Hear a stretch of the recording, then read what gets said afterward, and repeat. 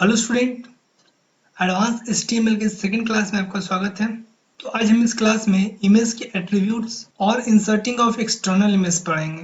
तो आज का क्लास शुरू करने से पहले मैं आपको उस सवाल का जवाब दे देता हूं जो मैंने आपसे पिछले क्लास में पूछा था।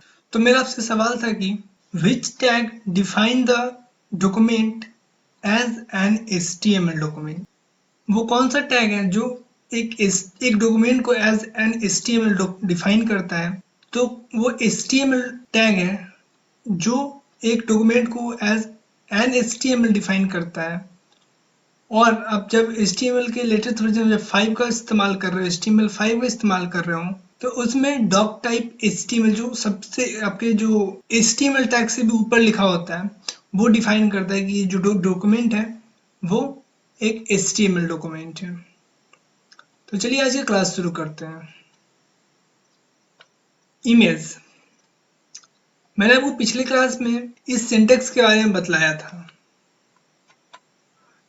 तो अब हम इमेज के एट्रीब्यूट IMG जो टैग है हमारा उसका एट्रीब्यूट SRC उसके बारे में पढ़ते हैं। इसका इस्तेमाल क्यों करते हैं, इसका इस्तेमाल किस तरह से करते हैं।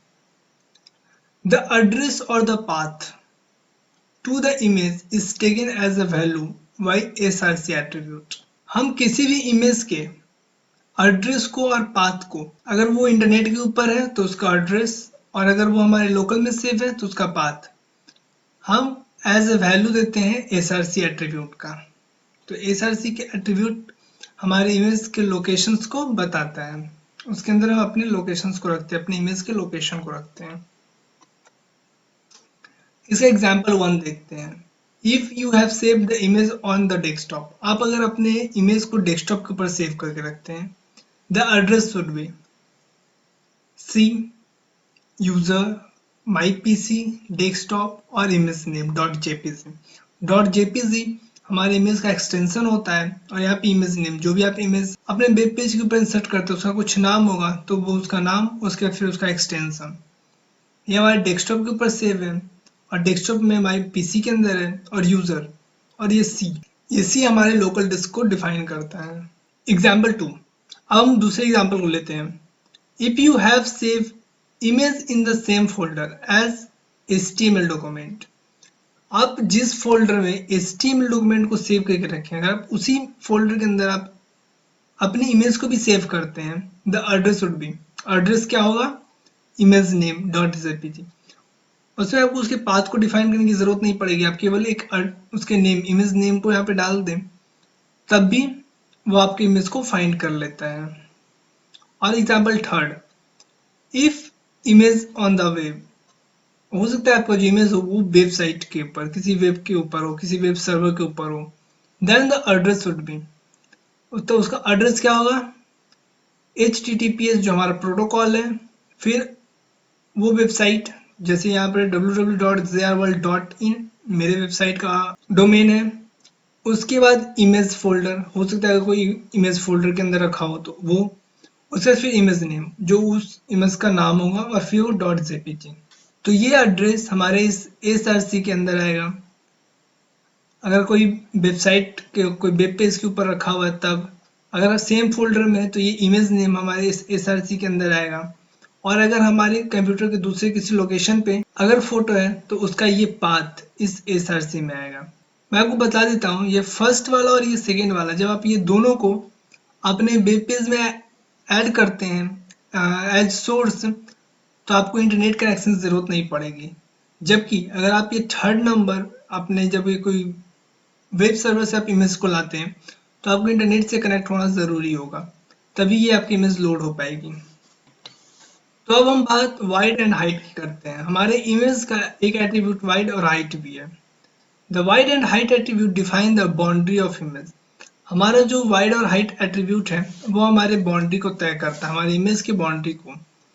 The value can be absolute number, और उसका वैल्यू नंबर में हो सकता है, और वो फिक्सल्स, और वो नंबर फिक्सल्स में होते हैं, और इन परसेंटेज, और परसेंटेज में हो सकता है।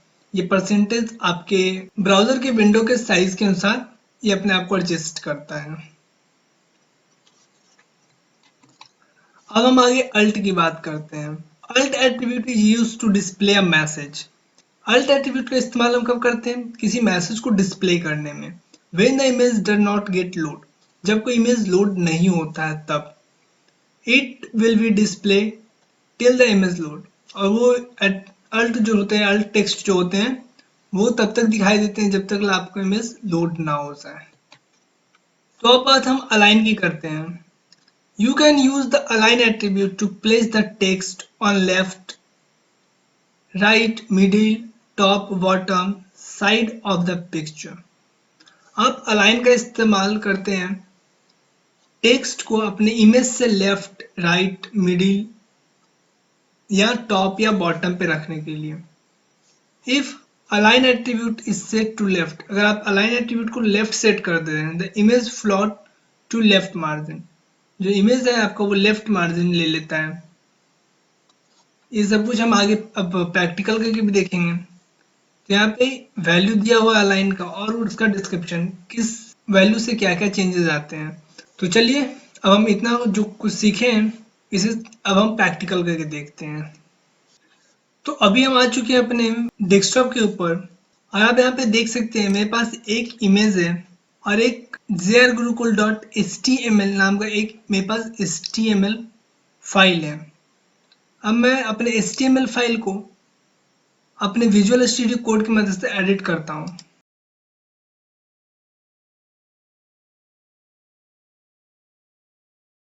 तो अभी आप जैसे कि देख सकते हैं हमारे इस विंडो के ऊपर कुछ भी नहीं है। तो मैं सबसे पहले एमेट की मदद से एक पैम्पलेट लगा लेता हूँ। ये हमारा पैम्पलेट बन के आ चुका है, और अब मैं बॉडी टैग के अंदर अपने img टैग को भी लिख लेता हूँ।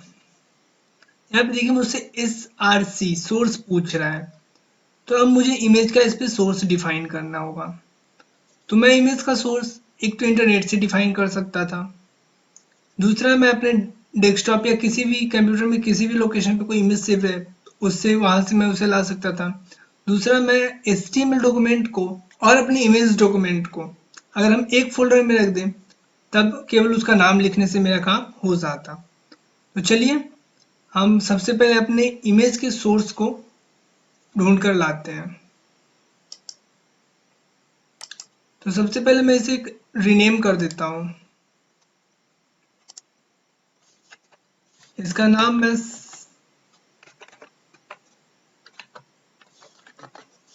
first.jpg रख देता हूँ। और अब मैं इसके सोर्स को फाइंड करने के लिए इसके ऊपर राइट क्लिक करने के बाद मैं प्रॉपर्टी पे आता हूँ, और प्रॉपर्टी के ऊपर आप यहाँ पे देख सकते हैं यहाँ पे इसके लोकेशन दिए हुए हैं। मैं इसे बंद कर रहा हूँ।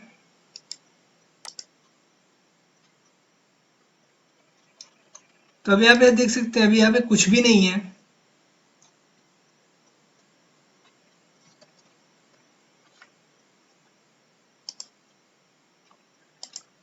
मैं वापस अपने इस फाइल में आता हूँ, और यहाँ में Ctrl+V करने के बाद यहाँ एक स्लैश देने के बाद मैं first.jpg, और मैं इसे Ctrl+S करने के बाद अपने ब्राउजर पे आता हूँ और इस पेज को रिफ्रेश करता हूँ। तो आप देख सकते हैं इस वक्त मेरे पास एक बहुत बड़ा पिक्चर बन के आ चुका है।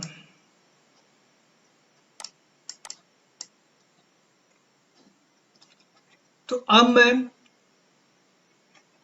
इस पिक्चर के हाइट और वाइट को सेट करूंगा, क्योंकि बहुत ही बड़ा है, मेरे पूरे डिस्प्ले पे नहीं आ रहा, मुझे स्क्रॉल करके इस पूरे पिक्चर को देखना पड़ रहा है।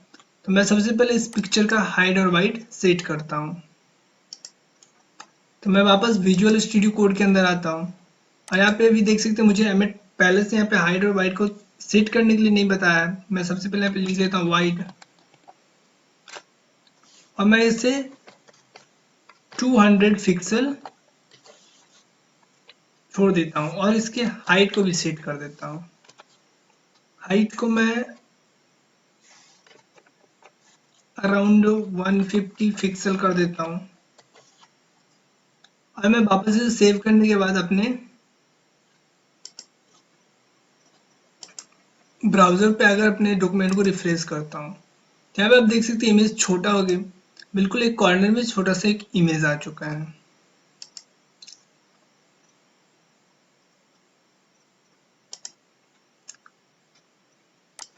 मैं इसे 300 कर देता हूँ। और अगर आपको इतना बड़ा ये एड्रेस नहीं याद लिखना है तो भी आप केवल इतना लिखकर भी आपका काम हो सकता है। वो कैसे होगा? सबसे पहले आप एक फोल्डर बनाइए। मैं यहाँ पे न्यू पे आने के बाद एक फोल्डर को क्रिएट करता हूँ। इसका भी नाम मैं JR गुरुकुल ही रख देता हूँ।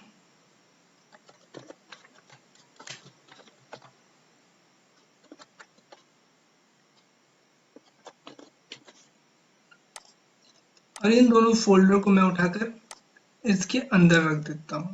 और इस फोल्डर को अब मैं ओपन करता हूँ विजुअल स्टूडियो कोड से। और मैं अपने पहले फोल्डर को बंद कर देता हूँ। तो यहाँ देख सकते हैं मुझे वेलकम विंडो आया, मैं इसे बंद कर रहा हूँ। मैं अपने यहाँ पे वापस JR डॉक्यूमेंट को ओपन कर रहा हूँ। और मैं अगर ये पूरा सोर्स फाइल यहाँ से हटा देता हूँ और मैं केवल फर्स्ट, देखिए मुझे यहाँ पे सजेशन आ रहा है, तो मैं सजेशन के ऊपर क्लिक करता हूँ। अब मैं वापस Ctrl+S सेव करने के बाद अपने ब्राउजर के ऊपर आता हूँ और मैं एक बार इसे रिफ्रेश करता हूँ। अभी आप देख सकते हैं यहाँ पे मुझे कोई भी फाइल शो नहीं कर रहा है। क्यों? क्योंकि यहाँ पे जो मैं पहले फाइल था उसे उठाकर एक फोल्डर के अंदर रख दिया हूँ। तो अब मैं इसे यहाँ से बंद कर रहा हूँ सबसे पहले। अब बंद करने के बाद मैं वापस फोल्डर में आता हूँ। फोल्डर में आने के बाद मैं jrgurukul.html को यहाँ से फिर से ओपन कर रहा हूँ। यहाँ से ओपन करने के बाद यहाँ देख सकते हैं मुझे वो इमेज यहाँ पे दिख रहा है जिसका वाइड अब 300 पिक्सल हो चुका है और हाइट 150 पिक्सल है। तो मैं इसे भी सेट कर लेता हूँ।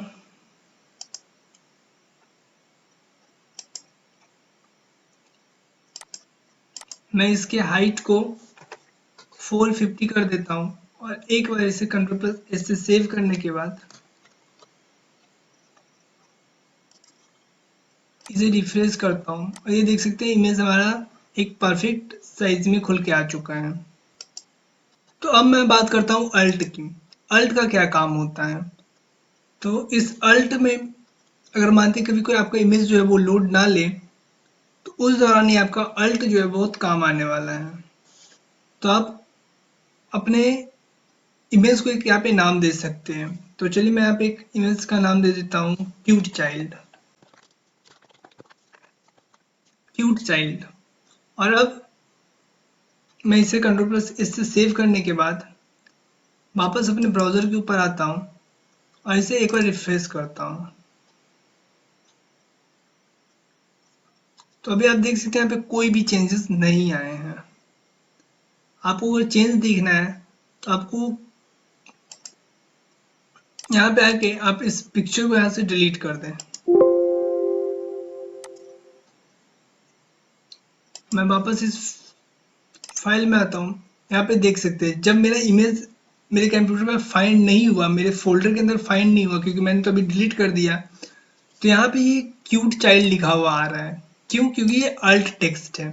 इसी तरह से अगर आप इमेज अगर इंटरनेट से आप कॉपी करके लाते हैं इंटरनेट के पाथ को, एड्रेस को, तो अगर किसी कारणवश अगर इंटरनेट से वो लोड नहीं हो पाता तो बिल्कुल इसी तरह से एक इमेज का यहाँ पे ब्रेक किया हुआ साइन बनेगा और आपका जो अल्ट टेक्स्ट आप जो भी लिखेंगे वो यहाँ पे शो करने लगेगा।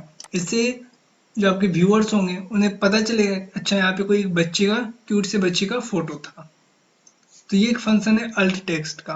और ये अल्ट टेक्स्ट आपको आगे चल के SEO, सर्च इंजन ऑप्टिमाइजेशन में भी बहुत काम आने वाला है।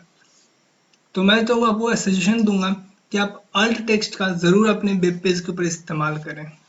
तो मैं वापस इस पिक्चर को वापस अपने डेस्कटॉप के ऊपर ले आया हूँ और इस पिक्चर को मैं वापस इस फाइल के अंदर ही रख देता हूँ। और मैं फिर से वापस अपने विजुअल स्टूडियो कोड के अंदर आता हूँ। तो अब हम बात अलाइन एट्रीब्यूट की करते हैं। अलाइन एट्रीब्यूट का इस्तेमाल करने से पहले मैं एक पी टैग बना लेता हूँ क्योंकि ये पैराग्राफ के ऊपर ही इस्तेमाल किया जा सकता है। मैं यहाँ पे लॉरेंट की मदद से कुछ डमी टेक्स्ट लिख लेता हूँ। तो एक छोटा सा मैंने एक लाइन लिख लिया है और अब इस पी टैग को यहाँ से मैं कट करके मैं इसे यहाँ पे पेस्ट कर रहा हूँ और अब मैं यहाँ पे एक अलाइन एट्रीब्यूट देता हूँ।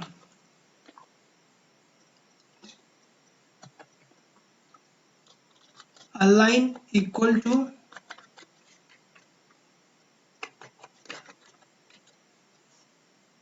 मैं इसे राइट देता हूँ और मैं अपने ब्राउजर को स्टार्ट करता हूँ। तो यहाँ पे देख सकते हैं हमारा जो इमेज है वो लेफ्ट और हमारा जो टेक्स्ट था वो लेफ्ट अलाइन हो चुका है। अब इसी तरह से अगर आप इस वैल्यू को अगर राइट कर देते हैं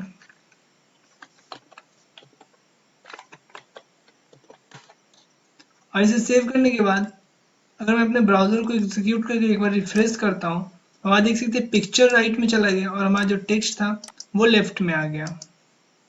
उसी तरह से अगर आप यहाँ पे इसे मिडिल कर देते हैं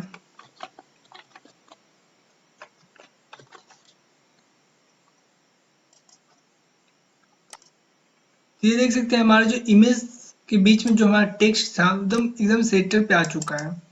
तो इसी तरह से टॉप और बॉटम से जब आप टॉप करेंगे तो हमारा जो टेक्स्ट था वो हमारी इमेज के एकदम टॉप पे चला जाएगा और अगर आप बॉटम करते तो एकदम बॉटम पे चला आता है।